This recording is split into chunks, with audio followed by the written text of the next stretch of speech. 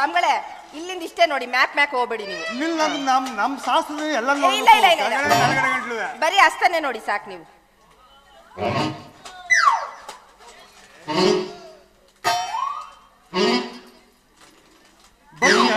ಸ್ವಾಮಿಗಳೇ ನಿನ್ನ ರಾಶಿ ಫಲ ತುಂಬಾ ಚೆನ್ನಾಗಿದೆ. ಹೌದಾ?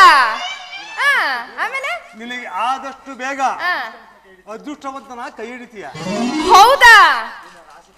ನಿನ್ನ ರಾಶಿ ಫಲದಲ್ಲಿ 2 ಮತ್ತೊಂದು ಗ್ರಹಗಳು ನಿನ್ನನ್ನು ಸುತ್ತುತ್ತಿವೆ. ಅದರಲ್ಲಿ ಒಂದು ಗ್ರಹವನ್ನು ನೀನು ಮದುವೆಯಾದರೆ ಕೋಟಿ ಪುಣ್ಯಗಳು ತಾನಾಗೇ ಲಭಿಸುತ್ತವೆ. ಸರಿಯಾಗಿ ಹೇಳಿದ್ರಿ ಸ್ವಾಮಿಗಳೇ. ನೀವು ಹೇಳ್ದಂಗೆ 3 ಗ್ರಹನು ನನ್ನ ಸುತ್ತುತ್ತಾ ಇದ್ದಾವೆ. ಆದ್ರೆ ಆ 3 ಗ್ರಹದಲ್ಲಿ ಯಾವ್ದನ್ನ ಮದುವೆ ಆಗ್ಬೇಕು ಅನ್ನೋದೇ ನನಗೆ ಗೊತ್ತಾಗ್ತಾ ಇಲ್ಲ. ನೀವು